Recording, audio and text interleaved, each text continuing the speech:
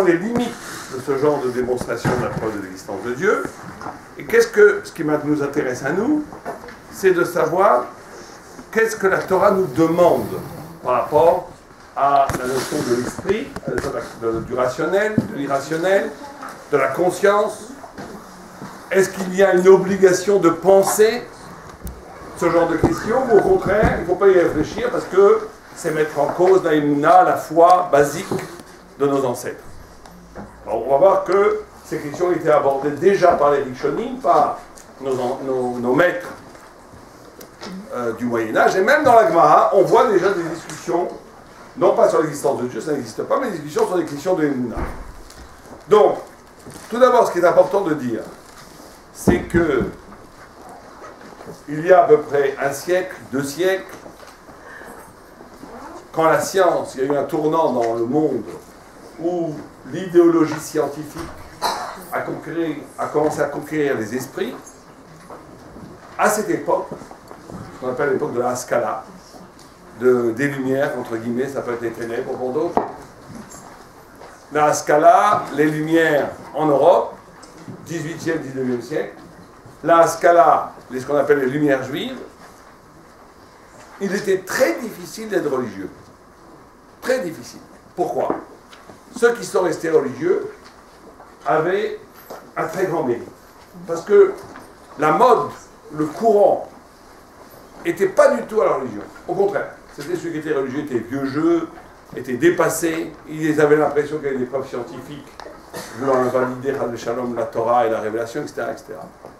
Au point où, une anecdote que je vais vous raconter, une fois, il y a aux États-Unis, c'était un peu la même chose dans les années 30, il y a un juif qui n'avait pas de barbe, qui avait juste un chapeau, tranquille, un bon juif, qui est arrivé voir le rabbi de Gour. Et il a dit, je veux m'asseoir à côté du rabbi. Vous savez que s'asseoir à côté du rabbi, c'est tout un... c'est impossible, même les plus proches Talmidim, ils ne s'assoient pas à côté du rabbi. Il a dit, moi je veux m'asseoir à côté du rabbi. En rigolant, les Talmidim, ils ont dit, qu'est-ce que tu mérites, toi, de t'asseoir à côté du rabbi? Il dit, ben moi je suis quelqu'un qui n'a jamais fait Chilul Shabbat. Je n'ai jamais fait Chilul Shabbat. Jamais. Et les gens, ils rigolent. Vous comprenez, en Israël, tout le monde, personne ne fait Chilul Shabbat. C'est normal, c'est un lève-bête de ne pas faire Chilul Shabbat. C'est pas un titre de gloire. C'est un titre de gloire, mais c'est partagé par des millions de personnes. Et ils ont tellement rigolé qu'ils ont raconté l'histoire au rabbi. Ils ont dit, il y a quelqu'un qui voulait s'asseoir à côté de toi, rabbi, figure-toi pour toi, parce qu'il était Shomer Shabbat. Et tout le monde rigolait. Et le rabbi, il a senti qu'il y avait quelque chose de bizarre. Il dit, attends, mais pourquoi vous dites... D'où il vient ce bonhomme? Il dit, il vient des États-Unis dans les années 30, c'était. Il dit, waouh, celui qui dans les années 30, aux États-Unis, respectait Shabbat, qui vient de s'asseoir, il est assis à côté de lui.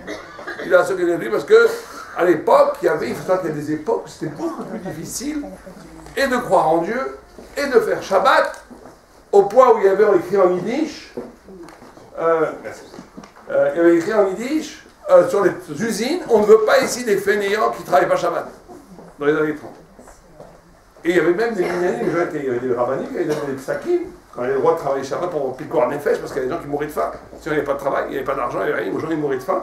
Et malheureusement, il y avait des minyanim à 5h, 6h du matin, Shabbat, où ils faisaient Shabbat qui 12 choulan, ils allaient travailler à l'usine après.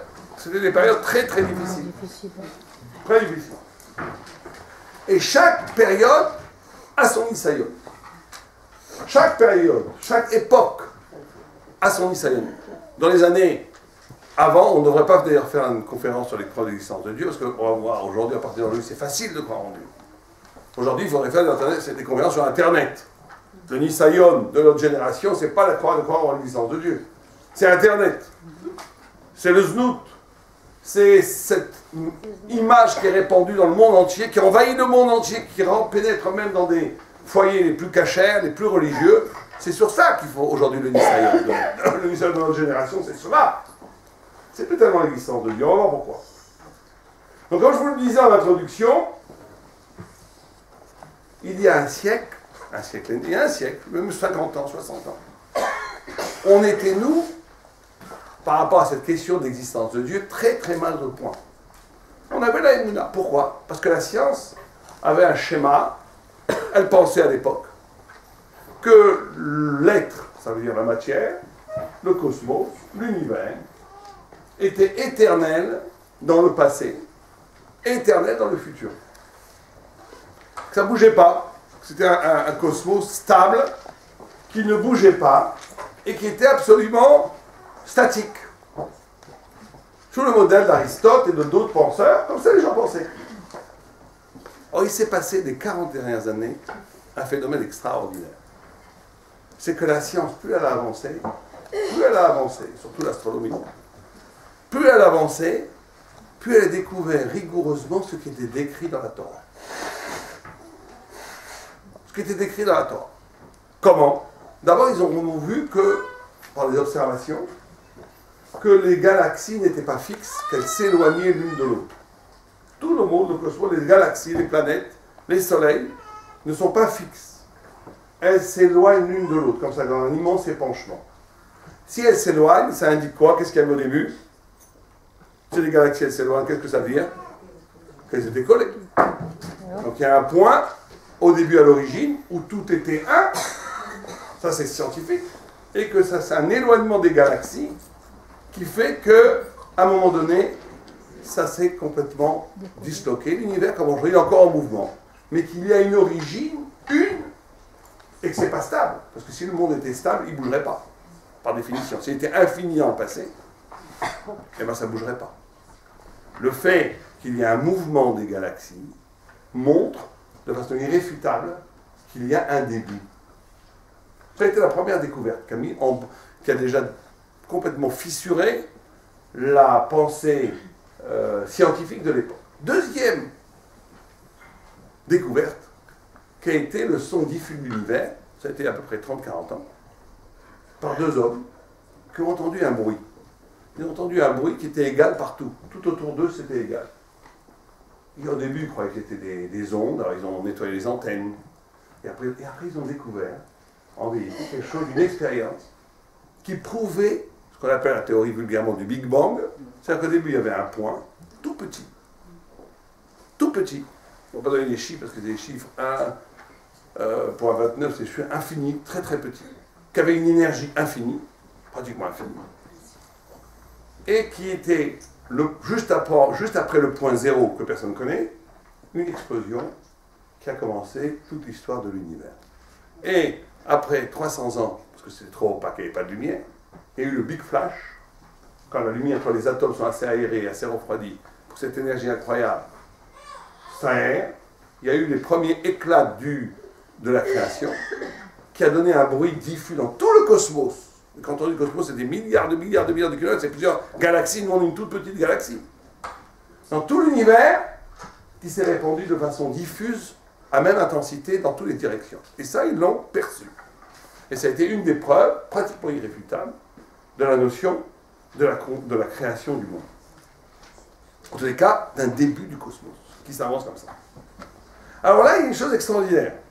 C'est que maintenant, on a pratiquement prouvé, c'est un des cas énorme, encore aujourd'hui, ils ont découvert des particules qui prouvent, c'est un des derniers éléments qui manquait à la physique des particules, qui prouve qu'entre la particule, il y a de la masse. Donc, plus la science avance, ce qu'on appelle la particule de Higgs, plus la science avance, plus elle corrobore, elle affirme, elle confirme le fait que notre univers a un début. Et aujourd'hui, c'est ridicule de penser que l'univers est infini dans le passé.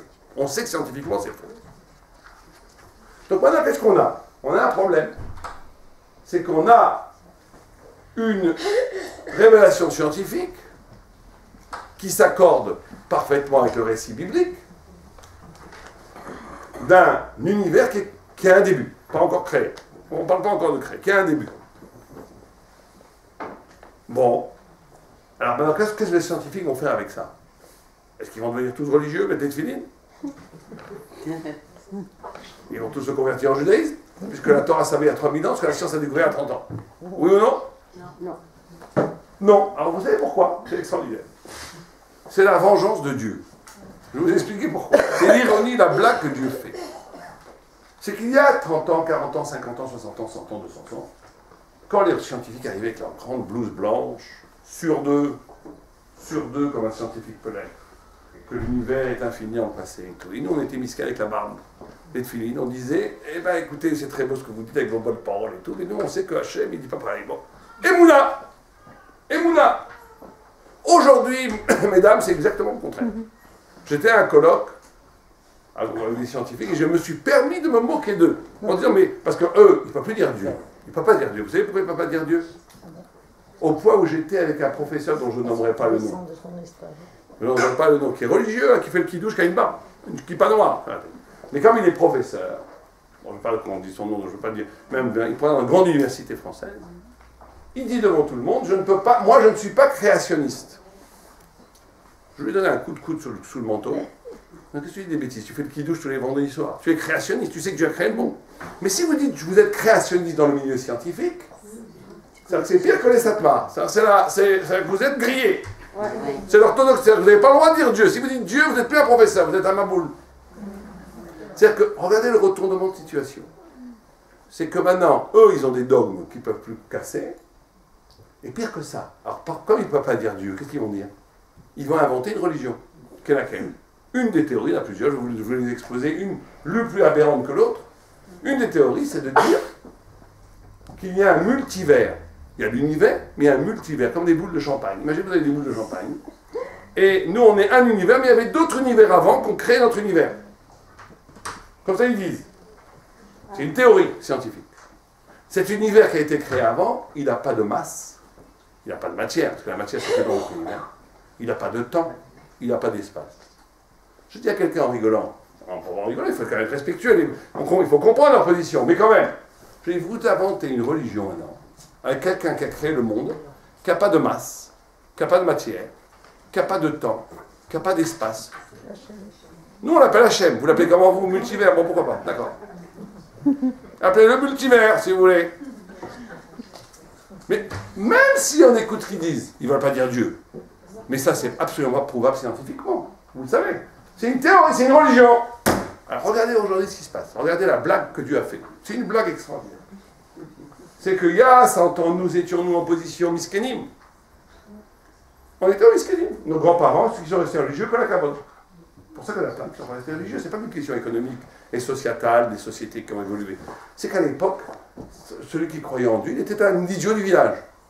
C'était l'idéologie, c'était la modernité, la science, la culture, voilà, et on oublie la Torah. Et ceux qui sont restés fidèles à la Torah, c'était des Bal Emouna extraordinaires, qu'il faut se respecter, se pencher devant eux, s'incliner devant eux. Ils ont eu cette force de rester fidèles à la tradition d'Israël. Mais le côté de l'évidence intellectuelle était du côté des scientifiques. Aujourd'hui, l'évidence, quand on voit un monde qui est créé, qui vient de nulle part, l'évidence, c'est qu'il y a un créateur. C'est la logique pure. La logique pure, c'est quoi? C'est qu'il n'y a pas de conséquences sans cause, ça s'appelle la preuve ontologique. Il n'y a pas de conséquences sans cause. Toute conséquence a une cause. Or, l'univers, alors la seule réponse qu'on aurait pu donner à ça, à l'époque, c'est de dire, oui, il n'y a pas de cause puisque l'univers, il est infini dans le passé. Très bien, on était coincés. Mais maintenant qu'on a prouvé scientifiquement que l'univers a une cause, il a une cause. On le sait, scientifiquement. Donc on est obligé, pratiquement, l'évidence, c'est de poser que la cause de cette création est l'être transcendant qui peut créer le monde entier, qui est Dieu. C'est l'évidence. L'évidence intellectuelle. Pour ne pas accepter cette évidence, une partie de la communauté scientifique, pas tous, il y a des gens comme Eddington et d'autres qui sont des très grands scientifiques, des prix Nobel, qui disent, d'un point de vue, ils ne sont pas du tout religieux de tradition, ils disent l'évidence scientifique doit poser comme fait absolu, la probabilité absolue que c'est un créateur qui a créé le monde. C'est scientifique de dire ça aujourd'hui. Mais cette évidence, elle ne peut pas s'imposer scientifiquement, parce que c'est la mort de la science. Puisque toute la science s'est bâtie en se battant contre les dogmes chrétiens de l'époque, ou les dogmes religieux. Ils avaient raison, à l'époque, la science ne pouvait émerger que si elle s'arrachait de l'obscurantarisme chrétien de l'époque, des croyances superstitieuses, etc. Il fallait bien que la science libère l'esprit pour pouvoir analyser le réel sans préjugés. Il fallait, c'était historiquement nécessaire.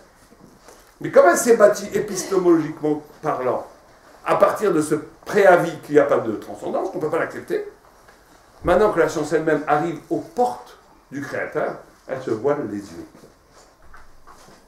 Parce que, alors qu'est-ce qu'ils font? Il y a 2 ou 3 théories, je vais vous dire, pour voir jusqu'à où ça va. Jusqu'à où ça va. Il y a une théorie qui dit, non, il n'y a pas besoin. C'est vrai que l'univers a été créé. C'est vrai que tout ce qui existe a une cause. C'est vrai que tout ce qui apparaît dans le monde a une cause, qu'il n'y a pas de conséquences sans cause. C'est vrai que l'univers est apparu, donc il a une cause. Mais c'est quoi cette cause? Écoutez bien cette théorie.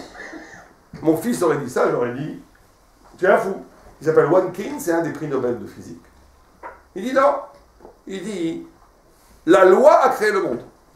La loi de la gravité universelle. Il y a une loi, elle a créé le monde. Vous vous rendez compte ce que ça veut dire? Ça vous paraît logique, vous, ça? Non.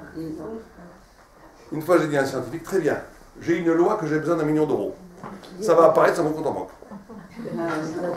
C'est pareil. Vous vous rendez compte, je vous disais que la loi de la gravité universelle, comme c'est une loi, elle va créer de la matière, ce qui est ridicule. Ce qui est ridicule. Une loi ne peut pas créer de la matière. Une loi, elle peut expliquer la matière. Une loi ne peut pas créer de la matière. Elle peut expliquer comment la matière fonctionne, mais elle ne peut pas la créer. C'est impossible. Deuxième raisonnement, qui est un peu plus fin, qui lui pense aussi à Atkins, mais ce n'est pas le même Atkins, c'est Atkins, qui lui dit le temps et l'espace ont généré de la poussière, qui ont généré de la matière, qui ont généré la galaxie, qui ont généré le monde. Là aussi, ça veut rien dire. Le temps et l'espace, qui ne sont pas matière, ne peuvent pas créer de la matière. Impossible. Et si on croit à ça, c'est des croyances, comme je crois qu'il y a un dragon dans le sapin, d'accord? On peut créer une nouvelle idolâtrie. Moi, je crois qu'il y a un dragon derrière une vierge qui nous regarde, c'est possible. Il y a une chance sur 1 milliard, 2 milliards de milliards, mais peut-être qu'il y a un dragon qui se cache derrière les nuages et qui fait de la chaleur sur la Terre. Peut-être. Je peux inventer des histoires. Eux, ils inventent ce genre d'histoire. C'est incroyable. Alors vous allez me dire maintenant, tout ce que je viens de vous dire maintenant, qui peut paraître une démonstration de l'évidence que Dieu est créateur, est-ce que le Torah c'est bien? Maintenant, je parle là, le discours que je viens de vous tenir, je pourrais le tenir devant des non-juifs. Bon, c'est un discours universel qui utilise la logique, le rationnel, les dernières découvertes scientifiques, pour poser comme absolument évident, c'est comme si, je vais vous dire le même degré d'évidence. C'est comme si, tout d'un coup, on connaissait les visages des présidents des États-Unis dans la roche. Alors maintenant, il y a 2 solutions. Ou ça a été créé par un homme, ou ça a été créé par le vent. Le vent, peut-être par hasard, a fait que, par hasard, c'est devenu exactement le même visage que Washington et tout. C'est possible ou pas? Bien sûr que c'est possible. Il y a une chance sur 1 milliard, de milliards, mais c'est possible. Tout est possible. Vous trouvez un ordinateur par terre. Il y a 2 solutions. L'ordinateur, il a été créé par un homme, ou bien une pièce qui est tombée d'un avion, une autre qui est tombée de la poche de quelqu'un. Et après, il y a du sac qui les a collés. C'est possible. Statistiquement, c'est possible. Mais c'est une chance sur des milliards. On a fait le calcul, c'est 49 zéros. C'est énorme, 49 zéros. Donc maintenant, ou bien il y a quelqu'un qui a créé. Et bien c'est la même chose, ceux qui croient que ça s'est créé tout seul, c'est les gens qui croient au 49 zéros. C'est que l'univers est infiniment plus complexe qu'un ordinateur. Infiniment plus complexe qu'un ordinateur. Donc qu'il soit créé tout seul, on peut y croire. C'est ce que j'appelle une croyance. Eux, ils sont condamnés je leur dis, vous avez une balle émouna, une camo. Allez que j'ai votre émouna. Allez que j'ai la émouna des scientifiques qui ne veulent pas accepter Dieu. De croire des choses pareilles, il faut être dingue. Mais ils y croient. Mais ça, c'est un discours qu'on pourrait dire même en non-juif. Mais est-ce que pour la Torah, c'est une bonne attitude? Est-ce que pour la Torah, il faut croire en Dieu parce que je suis arrivé à la conclusion que c'est la réponse logique, que c'est l'évidence logique? Il y a dans les textes d'Ator d'abord une grande discussion chez Rishonim entre d'un côté le Kuzari, Rabbi Yehuda Halevi, et de l'autre Rava Boulafia, le Chovat Halevavot. Très grande discussion, et le Rambam, Maïmonide et Nachmanide. Il y a 2 écoles chez les Rishonim.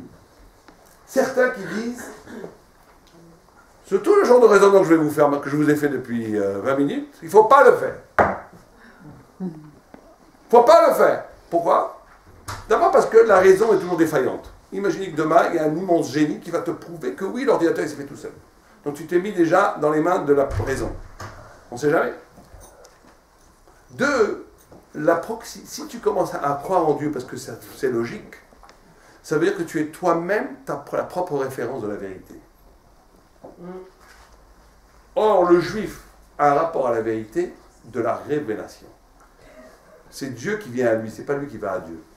Abraham, il a déjà fait le travail, il a été à Dieu. Mais une fois qu'Abraham a découvert Dieu, et qu'il a donné sa vie, qu'il a été prêt à se jeter dans le Kivshan Haaresh, dans la fournaise ardente pour être fidèle à Dieu, maintenant dans les gènes du peuple juif, Gala Emouna. Et quand on a un rapport à Dieu qui passe par l'intellect, que par l'intellect, j'y crois parce que je t'ai prouvé, on trahit, d'après ces vues-là, d'après le Kuzari, d'après le Ramban, on trahit un rapport à Dieu qui ne passe pas par l'intelligence, qui est plus profond que l'intelligence. Et donc on n'aurait non seulement pas besoin des preuves de Dieu, mais elle serait nocive, elle ne serait pas bonne dans le rapport qu'on a à Hachem. Parce qu'on croit à Hachem, parce que c'est la vérité. Je vais vous donner un exemple qui est dans le Midrash. Vous savez que Abraham Avinu, quand il a dit Dieu existe, Dieu est un, les idoles sont du mensonge. Nimrod, qui était le roi de l'époque, il a pris notre père, Abraham, le pauvre, 10 ans en prison. Peu d'en savent que Abraham Avinu était 10 ans en prison. Il a sorti de prison. Il a mis devant la fournaise ardente. Et il a dit, tu crois toujours en Dieu? Parce qu'à l'époque, de dire que Dieu existe, que les idoles c'est du mensonge, c'était détruire l'économie locale. Toute l'économie une grande partie de l'économie était basée sur le commerce des idoles. Donc imaginez quelqu'un qui a une parole qui serait écoutée par des millions de personnes, qui dirait il faut brûler le dollar et l'euro. Je vous en garantis qu'il trouverait une façon de le mettre en prison. Il dirait celui-là, c'est sûr. Il trouverait, s'il était vraiment dangereux pour la société, il trouverait une façon de le mettre en prison. C'est ce qu'ils ont fait à Abraham. Il le sort de prison au bout de 10 ans. Il le met devant la fournaise ardente, le Kivshan Haaresh. Et il lui dit, tu crois toujours que Dieu a créé l'homme? Il dit oui. Il dit, bah, tu vas mourir, on va te jeter dans le feu. Tu es subversif, tu es dangereux. Et à ce moment-là, le Midrash nous dit une phrase, qu'il dit à Abraham, une phrase incroyable. Il dit, En manik babira. Il n'y a pas de patron dans le château. En d'autres termes, Abraham, à ce moment-là, et toi, elle est tellement incroyable que certains ont voulu changer la phrase En manik babira. Il faut la lire de la Shot Mia. Et c'est possible que Dieu me laisse tomber. Mais si on lit le Pshat Pachout, c'est pas ça. Abraham arrive, il dit, si je suis la seule personne au monde à croire en Dieu, à dire que Dieu existe, à le dire au monde et que Dieu me laisse mourir et n'intervient pas pour me sauver, c'est que Dieu a créé le monde, c'est vrai. Dieu est un, c'est vrai, mais il ne s'intéresse pas à ce qui arrive en bas. C'est une théorie qui s'appelle le déisme. C'est-à-dire Dieu a tout créé, le grand horloger de l'univers, mais il ne s'occupe pas des chaussettes, de ce qui se passe en bas. Il est que en haut. Et à ce moment-là, on pousse Abraham dans le feu, et il va mourir. Et dans le feu, Dieu se révèle à Abraham, dans les flammes, et lui dit, Ani Mani Gabira. Je ne suis pas simplement le grand horloger de l'univers, je ne suis pas simplement celui qui a créé le monde, je suis celui qui intervient dans la vie de tous les jours. Oui, je regarde comment tu te brosses les dents, Shabbat, si tu fais saigner, tu seras puni. Oui, je vois comment tu parles à ta femme ou à ton mari pour vous, mesdames, si tu le fais sourire, tu auras une récompense. Si tu lui fais grincer les dents, tu seras puni. Oui, je regarde la halakha, elle ne te laisse pas tranquille, même dans les toilettes, il y a des halakhot. Je regarde tout. Tout. Ani Mani Gabira, je suis le patron dans le château. Je ne suis pas juste un Dieu créateur de l'univers. Et commence toute l'histoire du judaïsme. Ça, c'est le Midrash. Le Brisker Ruf, qui était un très très grand rab, il pose une question extraordinaire. Il dit, si j'arrive moi à la conclusion que Dieu ne me regarde pas, imaginez, je vous dis là, pendant 1 heure, je vous signe un chèque, tamponné par Dieu lui-même, pendant 1 heure, on ne vous regarde pas. Vous avez mangé des crevettes ou pas? Pourquoi pas, on ne regarde pas. Vous n'essayez pas l'escalade de porc, peut-être? L'Agma, il dit, il ne faut pas dire que le porc, il n'est pas bon. L'Agma, il dit, il est très bon, mais Dieu, il m'a dit, je ne mange pas. Donc si j'ai 1 heure devant moi, où on ne me regarde pas, je ne vais pas faire des avéros? Non, vous êtes tous des syndiqués, vous avez des cas que vous ne le faites pas. Bravo. Vous n'avez pas à la banque volé un petit peu, non? Je vous garantis qu'on ne vous regarde pas, tout va bien. Imaginez, pendant 1 heure, personne ne vous regarde, la banque est ouverte, le coffre est ouvert, tout le monde s'est endormi. 10 millions d'euros, vous les prenez ou pas? On vous garantit que personne ne vous attrapera jamais. T'entends?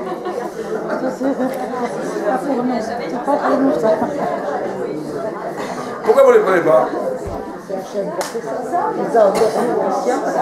La conscience. Vous les prenez pas? Non, sérieusement, vous ne prenez pas? Non. Pourquoi? Non, Dieu ne vous regarde pas. Je vous signe 1 heure que Dieu ne vous regarde pas.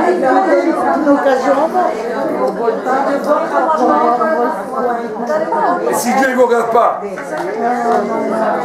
ne regarde pas, mais il est là. Alors vous êtes tellement intelligent. Il Vous êtes tellement intelligent, vous êtes plus fort que le brisque-roux, parce que le brisque-roux, il a dit, je ne comprends pas pourquoi il a sauté dans le feu Abraham. Puisque Dieu ne le regarde pas. Il n'a qu'à monter. Il n'y a pas d'épreuve, il ne me regarde pas. D'après la Ramina, d'après ce qu'il a dit, bien sûr qu'il regarde après. Après, il y a eu le retournement. Mais si on prend au sérieux avant il a cru que Dieu ne le regardait pas. Si tu crois que Dieu ne te regarde pas, pourquoi tu jettes dans le feu? Voilà, c'est un suicide. Il ne se cite pas du président. Donc ça veut dire quoi? Non, il dit le brisque-roux une question extraordinaire. Il répond une réponse extraordinaire. Il dit parce que la fidélité à la vérité, et vous avez bien répondu, donc je me méfie de votre... Parce que vraiment, vous le ferez. Il dit la fidélité à la vérité, elle n'est pas dépendante des résultats et de la récompense. Je fais la vérité parce que c'est la vérité. La fidélité, pardon. À la vérité n'est pas dépendante de ses conséquences de la vérité. Et du fait que j'ai une récompense ou pas une récompense. Je fais la vérité parce que c'est la vérité. Je suis seul sur une île déserte. Il y a des papous autour de moi qui se moquent de moi. Je mets les tefilines. Ils dansent autour de moi en rigolant. C'est ridicule. Je sais pas ce que je fais là. Ça ne veut rien dire les tefilines ici. Je l'avais quand même. Pourquoi? Parce que c'est la vérité. Ni pour les gens, ni même pour le Sra Ve'onesh, ni même pour le Olam Haba. Je fais la vérité parce que c'est la vérité. Et donc, la relation avec la Torah et avec la Dieu, elle n'a pas besoin de preuves à ce niveau-là. Elle est quelque chose, même si c'est absurde, je suis avec. C'est la Emouna au niveau le plus profond. Bon, alors c'est vrai que le Rambam de la Fia et Maïmonide, Rambam, pensent qu'il faut, parce qu'ils pensent qu'une Emouna qui ne passe pas par l'épreuve de l'esprit, eux ils pensent le contraire. Ils disent qu'une Emouna, elle doit passer par... La Emouna doit traverser tout le corps, l'estomac, le cœur et le cerveau. La Emouna, un juif total, il doit être en relation avec Dieu à tous les niveaux, émotionnels, physiques, émotionnels et intellectuels. Mais aujourd'hui, tous les rabbins pratiquement sont plutôt de l'école du Kuzari, de l'école du Ramban. On n'a pas besoin de philosopher sur l'unité de Dieu et l'existence de Dieu, il n'y en a pas besoin. On ne fait que pour enlever des doutes aux gens, mais en vérité, il n'y a pas besoin.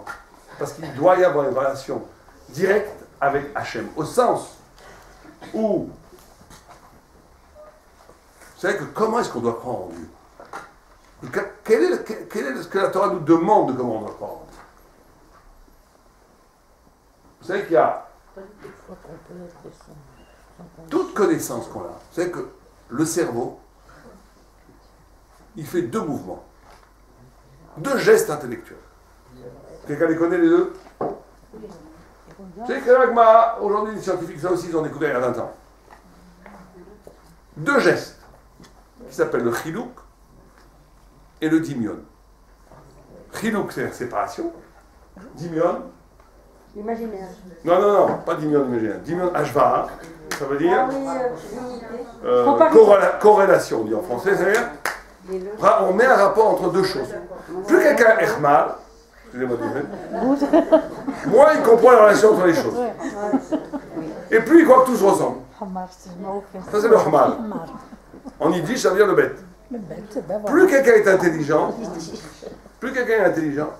plus 2 choses qui se ressemblent, il sait que c'est pas la même chose. 2 jumeaux, il les voit très différents. Il voit 2 personnes, il sait que c'est pas les mêmes. Il voit la différence entre les choses. Et plus il est intelligent, de façon paradoxale, plus il sait faire le rapport entre des choses qui n'ont à première vue aucun rapport. Un train, une poule. Un train, une poule, quel rapport? Le Chacham, il sait faire le rapport entre les choses qui n'ont aucun rapport, et il sait séparer les choses qui se ressemblent. L'intelligence, c'est toujours 2 mouvements. Chiluk, Dimion. Au point que si on avait, qui viendrait du ciel, un objet qui n'aurait aucune référence avec ce qu'on connaît déjà, qu'est-ce qui se passerait après vous? Imaginez, j'amène un objet de la planète Urgon, où il n'y a aucune référence à ce qu'on connaît déjà. Qu'est-ce qui se passerait? On ne la verrait même pas. Parce que si par exemple vous n'avez jamais vu un verre, je vous apporte un verre, ça je ne connais pas, mais alors, ça ressemble à la bouteille. Mais c'est pas, alors ça c'est Dimion, mais c'est pas la bouteille Chiluk. La bouteille elle fait comme ça, c'est rien.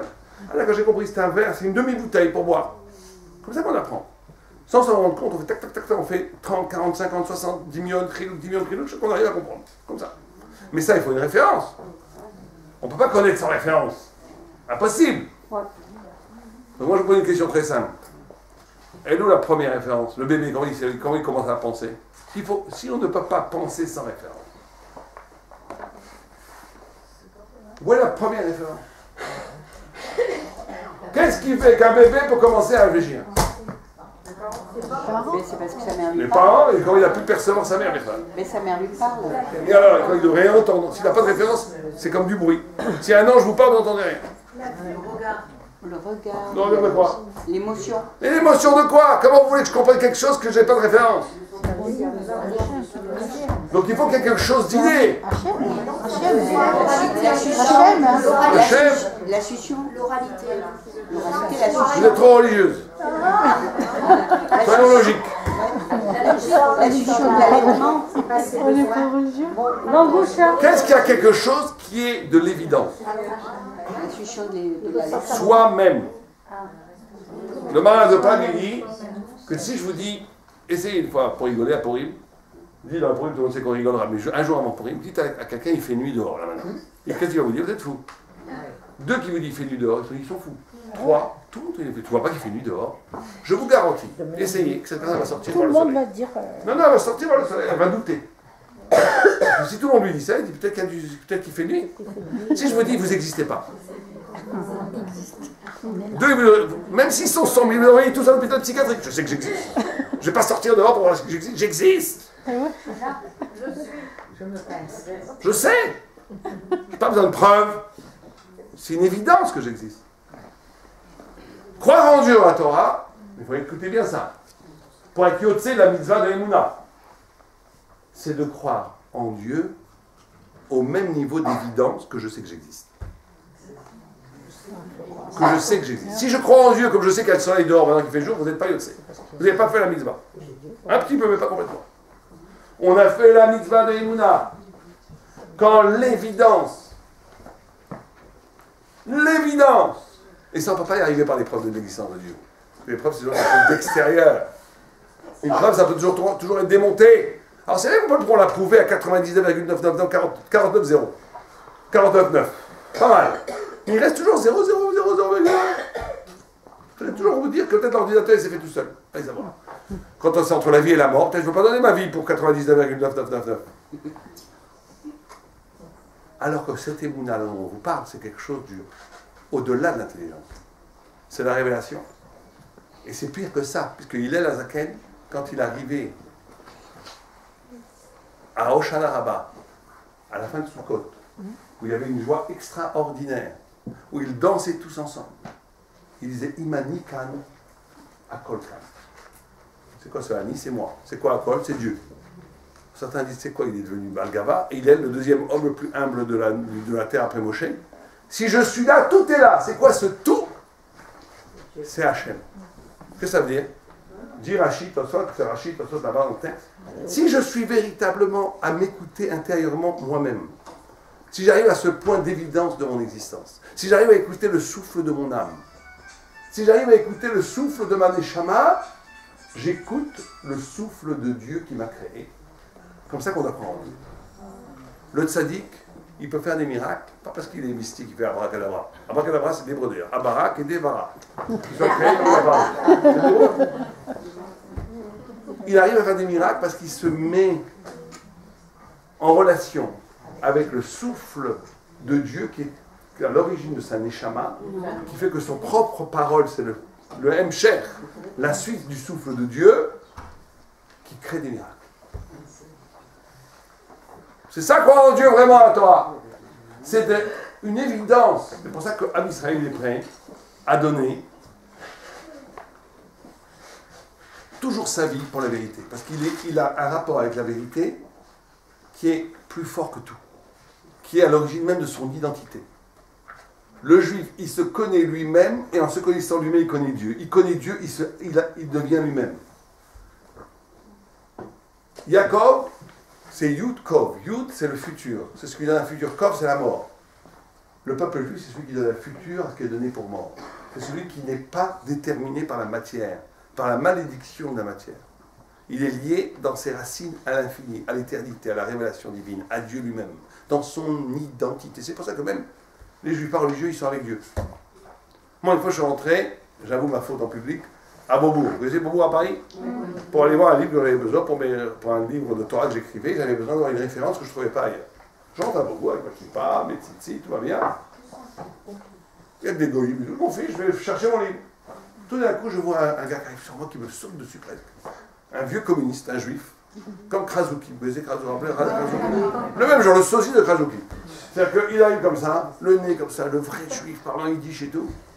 Je suis communiste, je mange depuis à Kippour depuis 50 ans, je ne crois pas tout ça. Mais il n'arrête pas de m'embêter, de me parler de judaïsme, Torah et tout. Et ses yeux pétillaient. Il voyait une kippa, comme s'il mourait de soif depuis 50 ans. Je dis c'est extraordinaire. Il est très sympa en plus. Je dis c'est extraordinaire de voir ça. Un juif, 50 ans au Parti communiste, le pauvre. 50 ans au Parti communiste. Bon, c'est vrai que c'est parce que les communistes ont sauvé son père des nazis et tout, donc ils se sentaient. C'est comme ça, il y a des histoires comme ça, où les gens ils ont été sauvés par les nazis grâce aux communistes. Après, ils ont été massacrés par Staline, mais bon, ça, ils ont oublié. Mais au moins, par fidélité, ils sont restés communistes. Et bon, c'était devenu ses copains et tout. Mais le gars, on voyait qu'il avait une passion. Mais à Levache, je dis, ses yeux étaient lumineux quand il me regardait. Et chaque fois que j'avais été 2-3 fois, il me sautait, il m'attendait. Et il voulait absolument me parler de Torah. Il me disait, alors ça, Isaac, comment vous expliquez ça, et pourquoi la Shoah, et tout. Mais c'était que Torah. C'était que l'illuminement des yeux. Je dis, ça, c'est juif. Le gars, tu le mets 50 ans dans l'acide du Parti communiste. Rien fait, ça résiste. Il reste attaché à Dieu. Ah, il va jamais dire Dieu, il dit, je crois pas en Dieu, je mange Kippour et tout. Mais il est titillé au plus profond, parce que son identité, c'est Dieu. Am Israël, sa neshama la plus profonde, c'est la parole de Dieu. Donc il pourra monter en haut, en droite, il pourra faire toutes les aberrantes qu'il veut. Le polémisken, il se met des couches en des couches en des couches en des couches. Mais le fond, c'est Dieu. Le fond, et à ce niveau-là, ce n'est pas une question de preuve d'existence de Dieu. Il n'y a plus besoin de tout ça. C'est une question d'arriver à la vérité de soi-même. Et quand on arrive à la vérité de soi-même, on écoute l'écho divin qui est dans la Torah. On l'écoute, simplement. Après, il faut savoir le restituer, le faire partager, le faire circuler avec d'autres. Ça passe par l'étude de la Torah, par les petits coups d'amis d'autres, par le fait de s'affiner intérieurement. Mais c'est ça la voie, en tous les cas du Kuzari de Gramban, qui est la voie d'aujourd'hui de Noramali. Il y a une dernière chose, on arrive à 2h15, donc on ne va pas tout faire, mais on va faire quand même les choses les plus importantes. Il y a une deuxième chose qui est importante, c'est que vous savez que quand le monde a été créé, on reprend maintenant un petit peu la science, si vous préférez, il n'y avait pas d'anarchie depuis le début, il y avait déjà des réglages. Il y avait une trentaine, ça dépend, une vingtaine sur les vues, chez les scientifiques je parle, de facteurs qui étaient à 20 décimales près, absolument précis, pour que le monde puisse avoir lieu.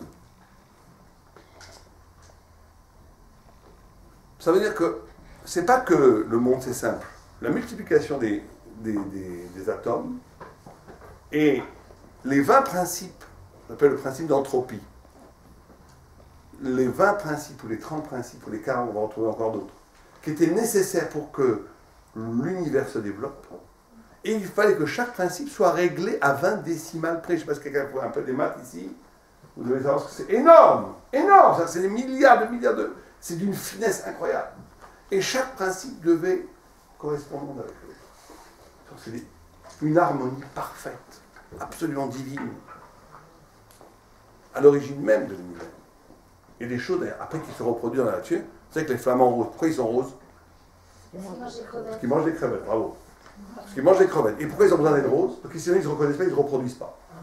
Allez, c'est l'harmonie. Il a fallu que. Ça, c'est la nature qui fait ça, que les crevettes elles sont rondes, sont données du rose. Et ça, c'est un exemple parmi des milliards d'exemples.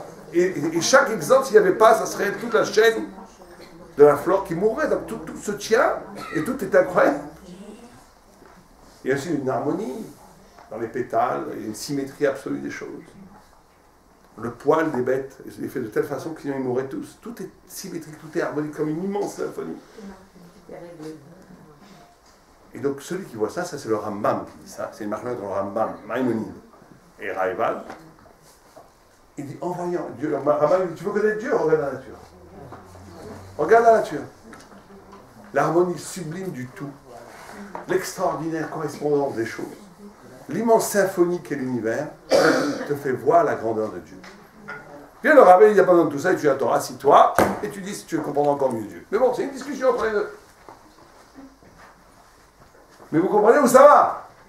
C'est-à-dire que, là encore, là c'est déjà une preuve qui est déjà plus proche du judaïsme, on va dire.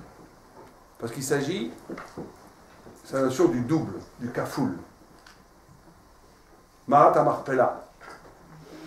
Le double.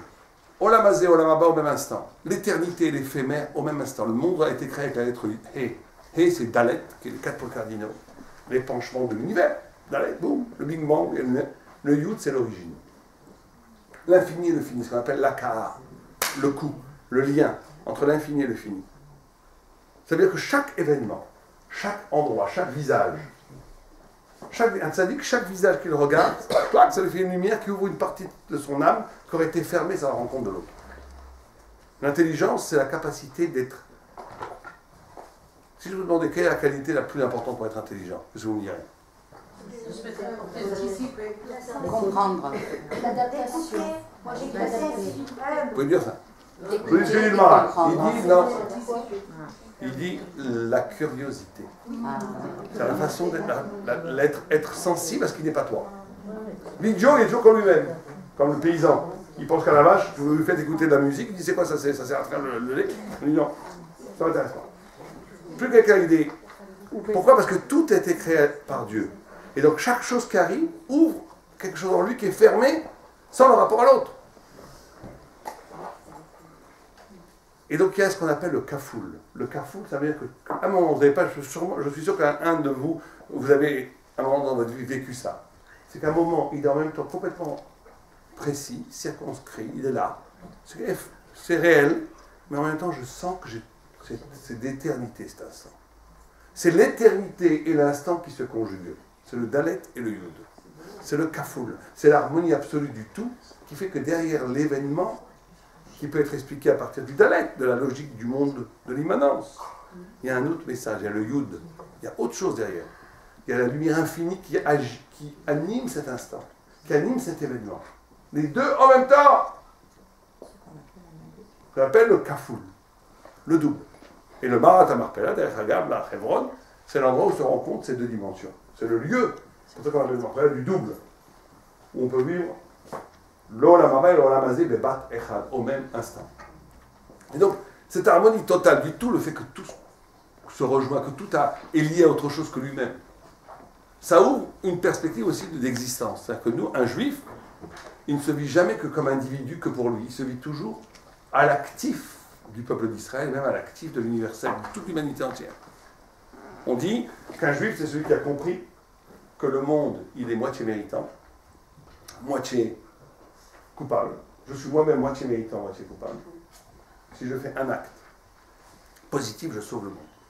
Je fais un acte négatif, je détruis le monde. Chaque acte, il est infiniment responsable. C'est pas comme les chrétiens, le salut, je veux gagner mon lavement, on s'en fiche. À la limite, on s'en fiche. Tu fais confiance à Dieu, Dieu te donnera ta place que tu as besoin. C'est pas le problème. Le problème, c'est que tu es injuste. Est-ce que tu essayes de faire des choses qui donnent un sens au monde? Ou tu penses qu'à toi? Tu penses qu'à... Mais il y a des gens qui sont très religieux, ils pensent qu'eux. Ils veulent que leur Olam Haba. Ils donnent la Zdaka pour leur Olam Haba. C'est l'Olishma, c'est déjà pas mal, hein? Il y en a qui ne donnent pas la Zdaka, ils pensent qu'à eux non plus. C'est pire. Mais là, ils donnent. Mais pour lui. Il est pour lui. Je connais des gens qui faisaient tout le temps du chesed partout. Ils arrivent chez eux, leurs femmes décernent comme ça. Faisant la vaisselle, ils s'assoient, ils disent Fatma, fais-moi un thé. Le pauvre, il veut plus, il va bouger. Ah, t'es le même bonhomme qui court dans les hôpitaux pour aller voir les pauvres, pour aller voir les malades. Et toi, t'es pas ta femme. Et vous, mesdames, c'est pareil.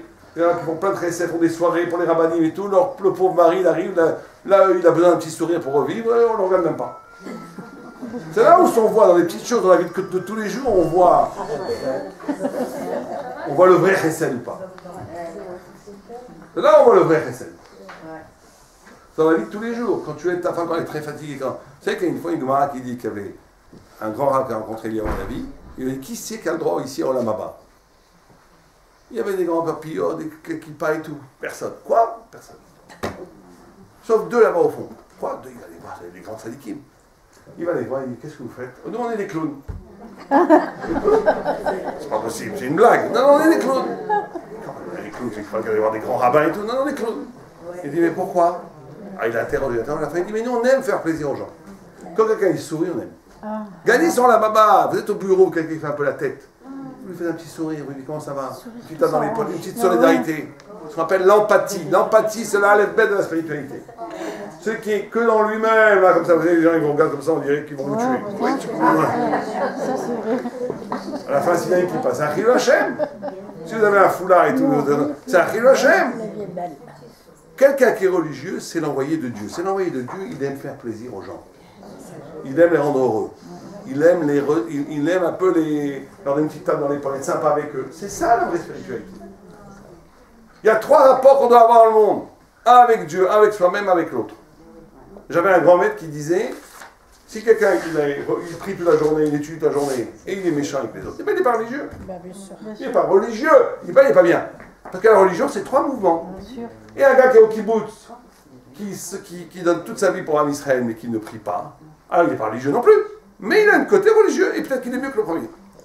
Et quelqu'un qui a les deux, qui prie et qui aime les autres, mais qui ne se bâtit pas lui-même, qui ne grandit pas en Torah, qui ne grandit pas en ça, qui n'a pas la relation à lui-même, et bien c'est pas non plus religieux.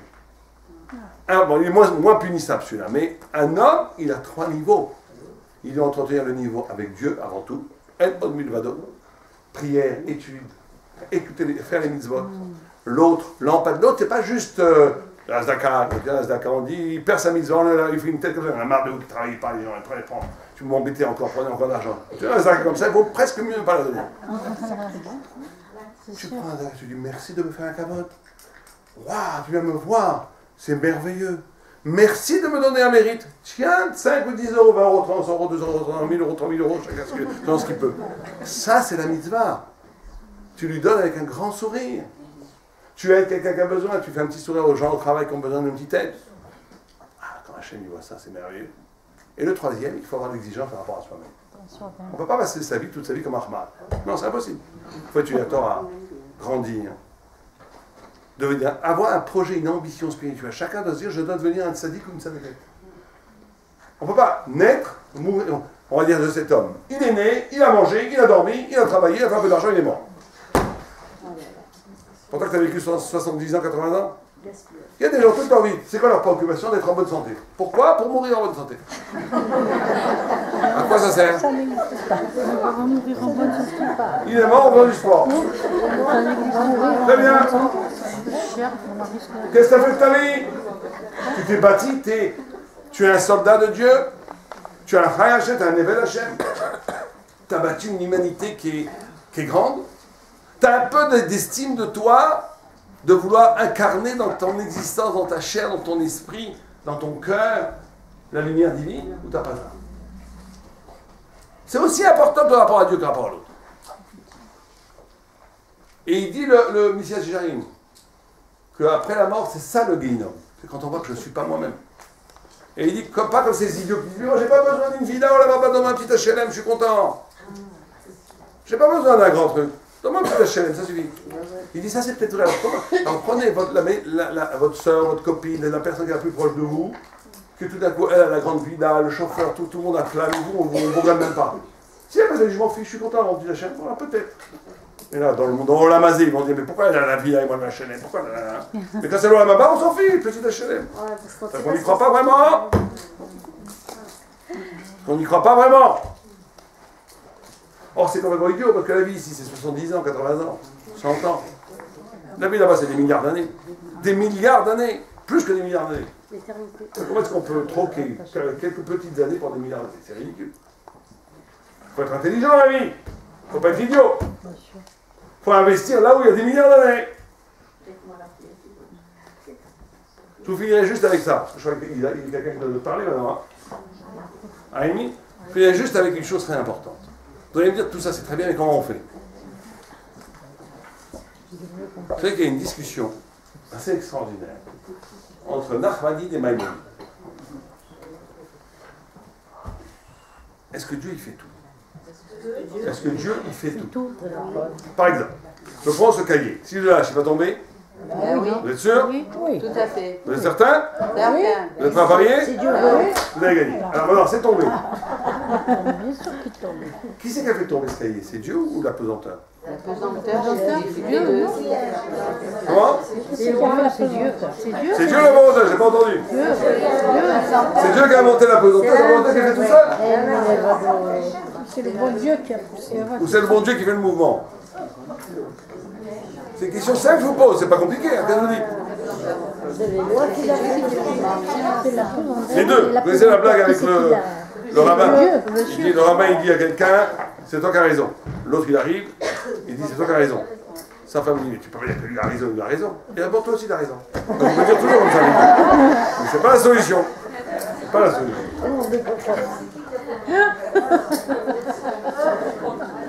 Vous connaissez la deuxième aussi avec les rabbins. Deux rabbins qui se voient, ils arrivent dans un carrosse. L'un il dit montez, devant vous je ne suis rien. Mais rien, montez, montez. L'autre il dit non mais c'est moi qui suis rien devant vous, montez. Chacun il dit pendant 10 minutes, le cocher il attend. Montez, mais non, vos rab, vos dos, go. Dieu voulait parler. Le cocher tout. Le cocher. Et jusqu'à quand? Tout d'un coup il dit mais si vous êtes rien. Et vous êtes rien, vous êtes des grands rabbins. Alors moi, je suis rien de rien de rien. Ben, je m'en fous. Il se regarde et dit, mais pourquoi il se prend celui-là?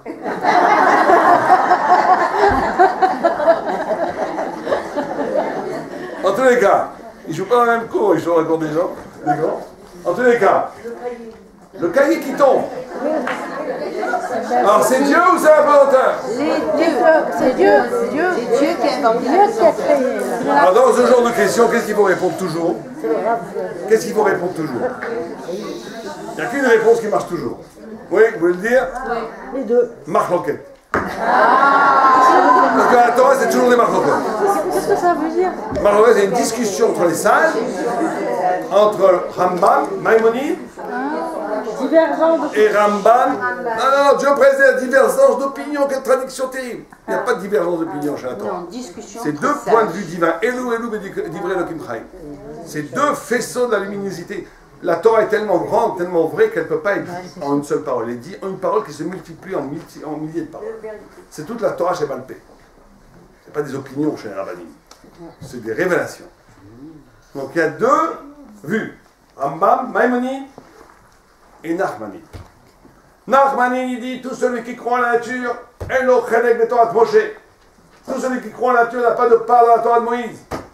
Il n'y a pas d'apesanteur, tout ça c'est un écran de fumée qui... C'est comme ça que nous on perçoit les choses, mais ça ne veut rien dire dans l'essence des choses. Il n'y a pas d'apesanteur.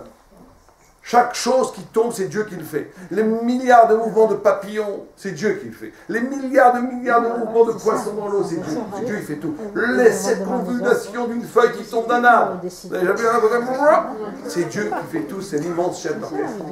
En od milvado. Comme ça dit Rambam Nachmanide. Vient Maïmonide et il dit, il faut laisser tranquille le bon Dieu avec les papillons. Il faut laisser tranquille le bon Dieu avec les poissons. Dieu a créé des lois. Bien sûr qu'il donne l'énergie pour ces lois. Et le monde, il marche tout seul. Le monde, il marche tout seul. Mais oui, et là, à ce moment-là, bien sûr que tout le monde est d'accord que c'est grâce à lui. Et à ce moment-là, dit Nachmanide et le Gaon de Vilna, Nitpas Arambam be philosophie taïwanite. Il s'est fait avoir par la philosophie d'Aristote. Dieu préserve. Oh, ils l'ont dit, c'est les grands qui ont dit. Mais il faut défendre le Rambam. Donc qu'est-ce qu'il dit le Rambam? Quand on lit le Moreh Nevuchim, il dit une phrase terrible. Il dit que l'intelligence, que la providence, que la Hashgacha, elle est proportionnelle à l'intelligence. Qu'est-ce que tu veux dire par là? Le Rambam, il dit comme ça. Il dit, vous avez un moustique sur la babouche de Mustapha.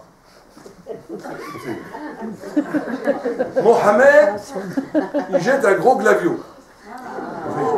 Ce gros glavio, schlac, tombe sur le moustique, et le pauvre, la fin tragique du moustique, il meurt assassiné. Il est mort. Donc le Rambam dit, est-ce que ce moustique, Dieu a voulu sa mort ou pas? Parce qu'il est empoisonné. Et le Rambam, Maïmonide dit non. Pourquoi? Il dit parce que comme ce moustique c'est Rahman, il n'a aucune intelligence. Il est idiot. Il est idiot. Il n'a pas de providence.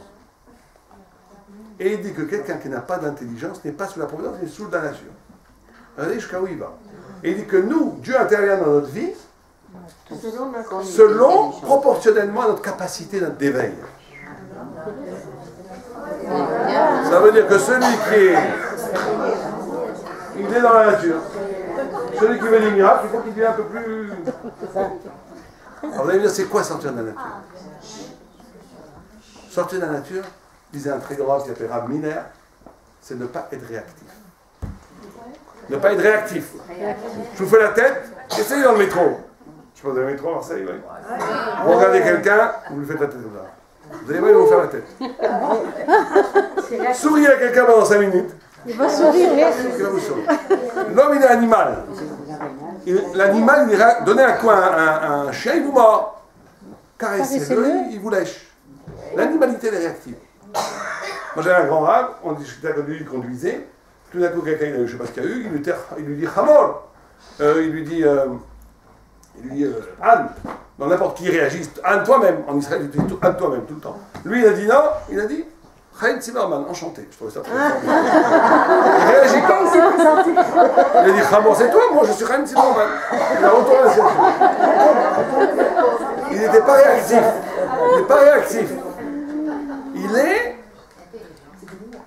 Ça veut dire quoi? Je vous donne un exemple très simple. Plus intelligent que l'autre. Vous êtes, après une journée harassante de travail. Je ne sais pas si vous travaillez, vous avez des cours comme ça un lundi, vous ne travaillez pas vous, mais il y en a qui travaillent.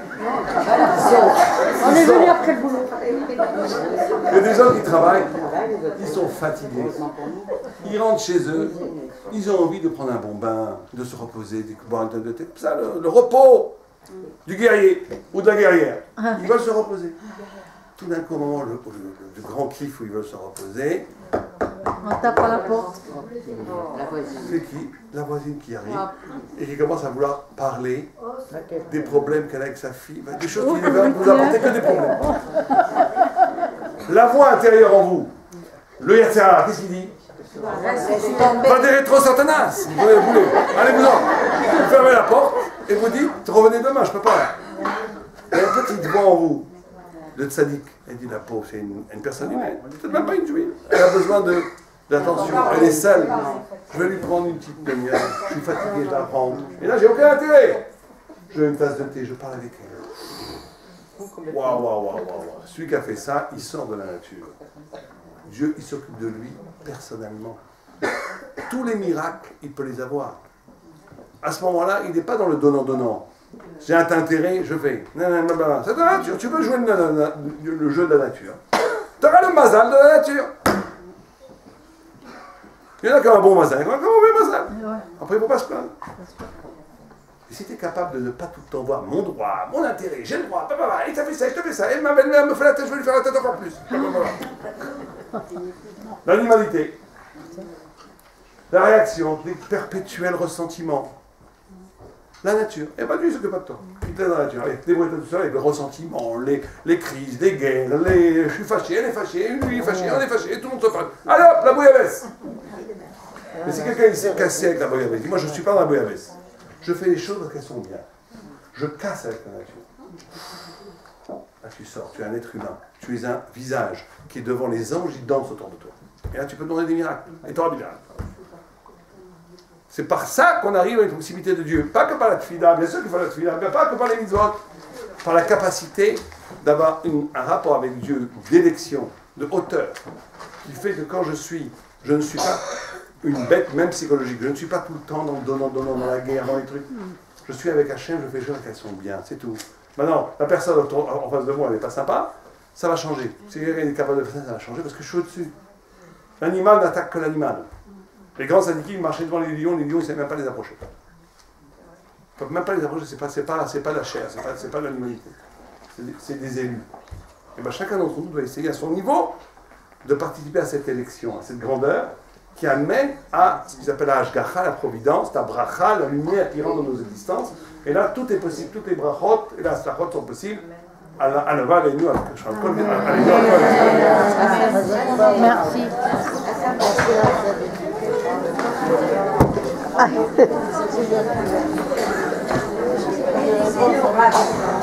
Tout le monde est béni. Vous êtes du Maroc, hein?